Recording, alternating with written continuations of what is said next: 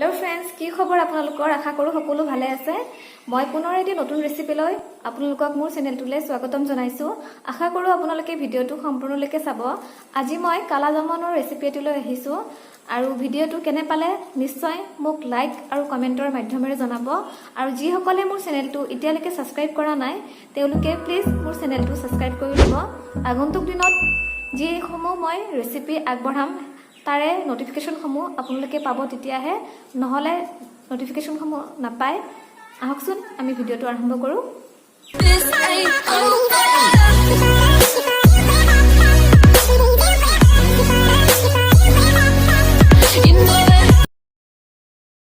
মিঠাইৰ দোকানৰ দৰে কিদৰেনো আমি ঘৰত সহজে মিঠাই তৈয়াৰ কৰিব পাৰো তাৰে ৰেচিপি এটি লৈ আহিছো আপোনালোকৰ বাবে আশা কৰো আপোনালোকে ৰেচিপিটো ট্ৰাই কৰি চাব ঘৰত আৰু এই ৰেচিপিটো বনাবলৈ আমাক কি সামগ্ৰীৰ প্ৰয়োজন হ'ব তাৰে মই আপোনালোকক প্ৰথমে দেখাই লওঁ প্ৰথমে মই বস্তুখিনি একেলগ কৰি লৈ লৈছো মিঠাইটো তৈয়াৰ কৰিবলৈ ঘিউ লাগিব এচামুচ অকমান ফুড কালাৰ লৈছো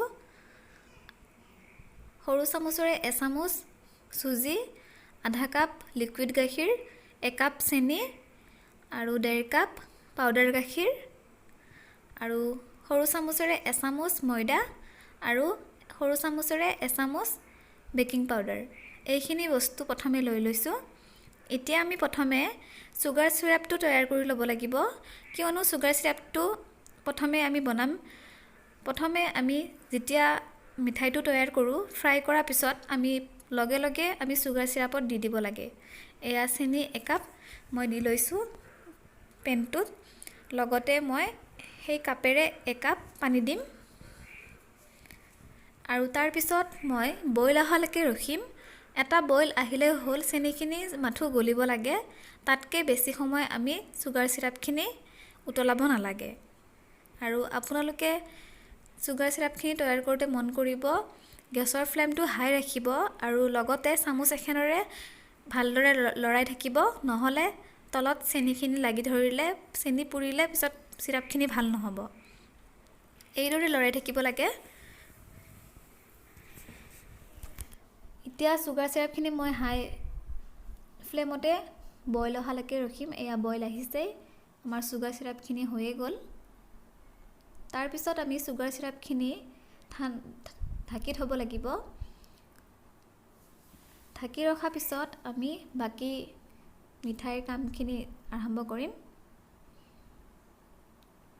তাৰ পিছত অকমান মই ইয়াতে সেফ্ৰন বা কেশৰ দি লৈছো এটো অপচনেল হয় যদি আপোনালোকৰ নাথাকে নিদিলেও একো কথা নাই আৰু লগতে অকনমান নেমু টুকুৰা এটা মই চেপি দিছো আৰু তাত নেমু টুকুৰাটো দি থৈছো নেমুৰ ৰসটো দিলে তেতিয়া সুগাৰ সিৰাপটো গুট নামাৰিবলৈ নেমুৰ ৰসটো দিব লাগে এতিয়া আমি উপকৰণখিনি যি লাগে সেইখিনি আমি মিলাই লম এয়া মই 1 কাপ পাউডাৰ গাখীৰ লৈছো আৰু আধা কাপ লম 1.5 কাপ পাউডাৰ গাখীৰ মই লৈছো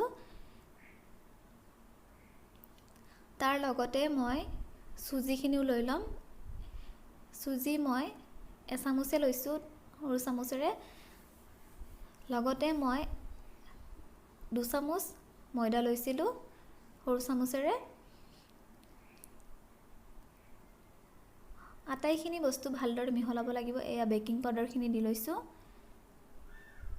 প্ৰথমে ভালদৰে ড্ৰাই ইনগ্ৰেডিয়েন্টছখিনি আমি ভালদৰে মিহলি কৰি ল'ব লাগিব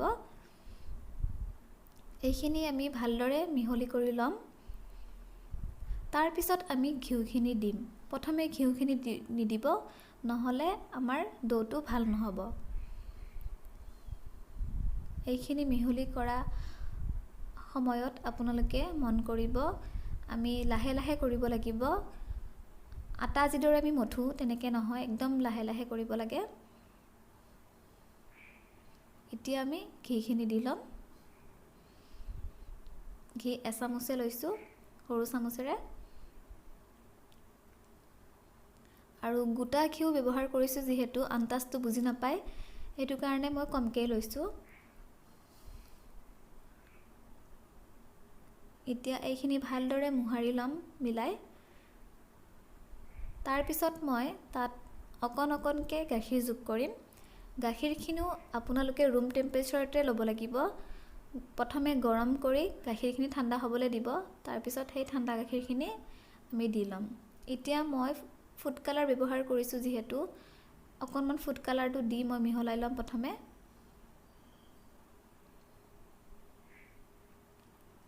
মই ৰঙা ফুড কালাৰ ব্যৱহাৰ কৰিছোঁ। আপোনালোকৰ ওচৰত যদি ফুড কালাৰ নাথাকে এইটো স্কিপ কৰিব পাৰে। ফুড কালাৰটো অপচনেল হয়। ফুড কালাৰটো দিলে দেখিবলৈ ভাল লাগে, সোৱাদত একো পাৰ্থক্য নাহে। তাৰপিছত অকণ গাখীৰ দিম।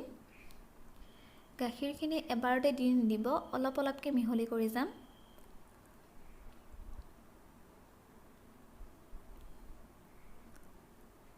এয়া গাখীৰ মই অকণকৈ দিছোঁ। এতিয়া লাহে লাহে হাতেৰে মই মোহাৰি লৈছোঁ বস্তুখিনি একেলগ কৰি। জোৰকৈ হেঁচি নকৰিব, মিঠাইটো নহ'লে ভাল নহ'ব। সেইবাবে লাহে লাহে কৰিব লাগে মিঠাইৰ এই ডোটো প্ৰস্তুত কৰোঁতে। এয়া ফুড কালাৰটো দেখিছে, কালাৰটো অকণমান দিয়াৰ পিছত ইমান ধুনীয়া এটা কালাৰ আহিছে। আৰু কলা জামুনত ভিতৰৰ অংশটো অলপ এনেকুৱা থাকিলে ভাল লাগে চাই। আপোনালোকৰ ওচৰত নাথাকিলে নিদিলেও একো কথা নাই।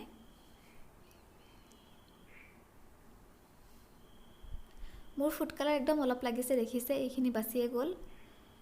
মই সৰু চামুচেৰে আধা চামুচ লৈছিলোঁ, তাৰে আধা থাকিয়ে গ'ল, একদম অকণমান দিছোঁ। এতিয়া মোৰ ডোটো হৈ গ'ল। তাৰপিছত মই এখন প্লেটত অকণমান ঘিউ সানি ল'ম। মিঠাইখিনি হাতেৰে মই প্ৰস্তুত কৰি ল'ম আৰু তাতে প্লেটখনত ৰাখি থ'ব লাগিব এটা এটাকৈ তৈয়াৰ কৰি। আপোনালোকৰ ওচৰত ঘিউ নাথাকিলে ৰিফাইন তেলো ব্যৱহাৰ কৰিব পাৰে। এতিয়া মই ঘিউ অকণ হাতত মোহাৰি ল'ম লাডুখিনি তৈয়াৰ কৰিবলৈ। এতিয়া মই অকণমানকৈ হাতত লৈ প্ৰথমে লাডুৰ আকাৰ কৰি তাৰপিছত দীঘলীয়া শ্বেপটো কৰিম। আপোনালোকে ইচ্ছা কৰিলে গোল শ্বেপটোও দিব পাৰে। মোৰ দীঘলীয়া শ্বেপটো ভাল লগা বাবে আজি মই দীঘলীয়া শ্বেপটোৱে দিছোঁ। এয়া এইদৰে কম সময়তে এনেকৈ বনাব পৰা শ্বেপটো আপোনালোকে নিশ্চয় ট্ৰাই কৰি চাবচোন। এয়া মোৰ প্ৰথমটো হৈ গ'ল, প্লেটত ৰাখি থ'ম। এইদৰে বাকীখিনিও মই কৰি ল'ম।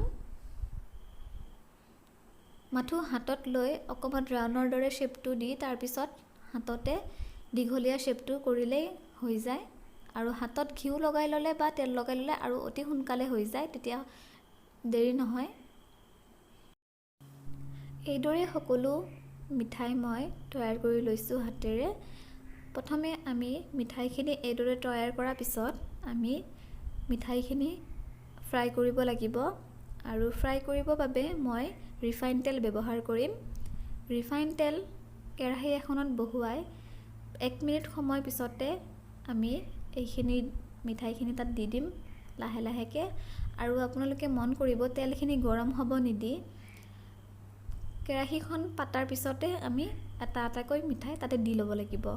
আৰু যদি তেলখিনি পূৰা হাই ফ্লেমত গৰম কৰি লয় তেতিয়াহ'লে আমাৰ মিঠাইখিনি জ্বলি যাব। সেইবাবে কেৰাহীত তেল বহোৱাৰ লগে লগে আমি মিঠাইখিনি দি দিম।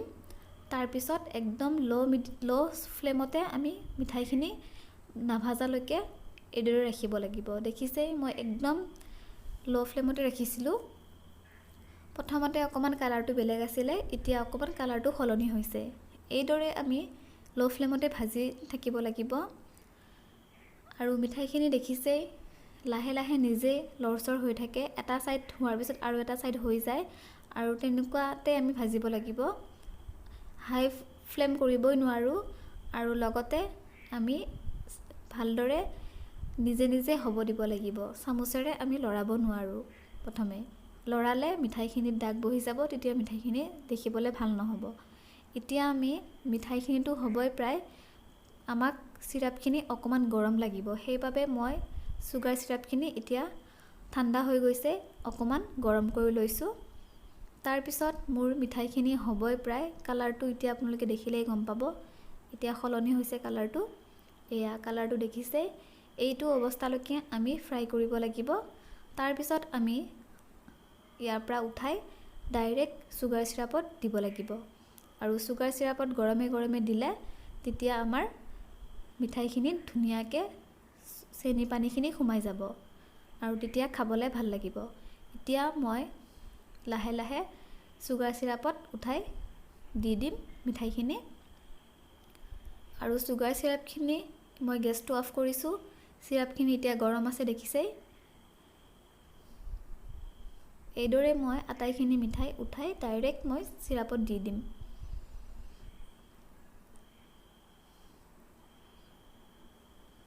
এতিয়া মই গোটেইখিনি দি ল'লোঁ আৰু চুগাৰ চিৰাপখিনি সম্পূৰ্ণৰূপে ডুব যোৱা নাই বাবে মই অকণমান লৰাই দিছোঁ, যাতে মিঠাইখিনি অকণমান ডুব যোৱাকৈ থাকে আৰু চিৰাপখিনি ভালদৰে সোমায়। এতিয়া আমি মিঠাইখিনি এইদৰে প্ৰায় 2 ঘণ্টামান সময় ৰাখিব লাগিব। তাৰপিছত আমাৰ চিৰাপখিনি ভালদৰে শুহি ল'ব মিঠাইকেইটা। এই দেখিছেই কিমান ধুনীয়া হৈছে মিঠাইখিনি। আপোনালোকে ঘৰত এইদৰে বনাই পৰিৱেশন কৰিবচোন, নিশ্চয় খাই ভাল পাব। মোৰ মিঠাইখিনি বনোৱা হোৱাৰ পিছত এইদৰে পৰিৱেশন কৰিছিলোঁ। তাৰে সৰুকৈ ভিডিঅ' এটা বনাই আপোনালোকৰ বাবে আগবঢ়াইছোঁ। এয়া চাওক, মই এইদৰে অকণমান পাউডাৰ চেনি ওপৰেৰে ছটিয়াই দিছোঁ দেখিবলৈ ভাল লাগিব বাবে। খুব কম বস্তুৰে ঘৰতে এইদৰে তৈয়াৰ কৰিব মিঠাইটো, আৰু আপোনালোকে নিশ্চয় খাই ভাল পাব। এতিয়াতো লকডাউন চলি আছে, যিহেতু আমি বাহিৰত ওলাব নোৱাৰোঁ আৰু বাহিৰৰ বস্তু আমি এতিয়া নাপাওঁ। এয়া দেখিছে কিমান ধুনীয়া হৈছে ৰংটো। মই 4 ঘণ্টামান ৰাখিছোঁ চিৰাপত, তাৰপিছত এইদৰে ওলাই পৰিৱেশন কৰিছোঁ। আশা কৰোঁ আপোনালোকে ৰেচিপিটো চাই ভাল পাইছে। আজিলৈ আহিছোঁ, ধন্যবাদ।